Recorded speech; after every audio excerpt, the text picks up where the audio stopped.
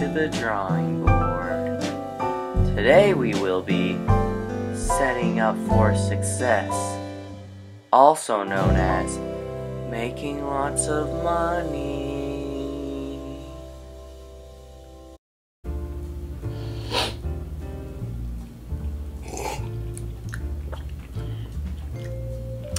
Good evening. I'm Zachary Padilla, the 38th and a third. You probably know me for some of my legendary masterpieces that can be seen in several locations around the world.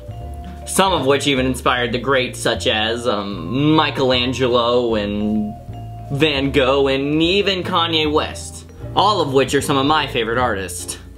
Except, you know, Van Gogh. Ugh. Today, I would like to show you the process that I go through before I begin my artwork. That way, it may inspire you to attempt to enchant the world with your pathetic, worthless, incompetent, atrocious doodles. First, I always like to start off with a can of beans by my side. Not to eat and not to nibble on, but just to keep me company. Sometimes with art I get exasperated and nothing brings me back up to cloud 9 like a can of beans by my side. And you know what they say about beans? They're the magical fruit. The more you eat, the more successful you'll be than others. It's subtle, but it is true. Step 2.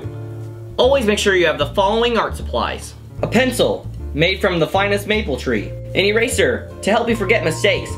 Like the time Alyssa dumped you right before senior prom and spent your entire night in a parking lot of a Denny's weeping tears while listening to Celine Dion and doing Sudokus in your 1999 Toyota Corolla. Then right before the sun rises, you begin to realize that life is nothing but a reckless game that we're all losing and that love is a hopeless pit that was created by the Antichrist known as Hallmark to sell more cards. Paper, your favorite Clay Aiken CD, to remind you that everyone has their downfalls. Chapstick, to keep your lips charming. And of course, blood from a bald eagle. If you cannot obtain this on your own, store-bought is fine. Some people believe that they have spirit animals. I think this is nothing more than a tragic justification to attempt to be something cooler than you essentially are. However, if I had to pick a spirit animal, I'd probably pick a six-headed dragon. And I know what you're thinking. But six-headed dragons don't exist! Well, neither do spirit animals. Anyway, before I envision my masterpiece, I like to howl at the moon. Oink! Oink! Oink!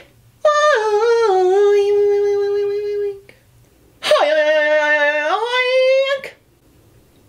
Notice how I didn't howl like a wolf, because that's what you're anticipating.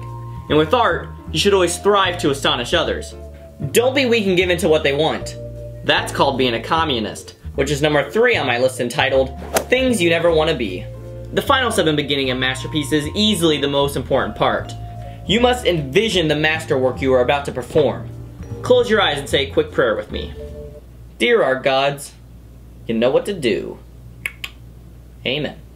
Now breathe in, and breathe out. Slowly, but graciously, keep that in mind, please. Then pull out your MacBook Pro and Google image search these exact words. Cool drawings for tweens. Always go with your first result, and in this case, it's this girl, who I'm assuming was probably some hip tween back in her day. If she was alive today, she'd probably be listening to Justine Bieber or 5 Directions of Summer, one of those hip bands, I don't know. Now, this next part is an ancient secret. Do not, I repeat, do not show this to anyone. Mom, you home?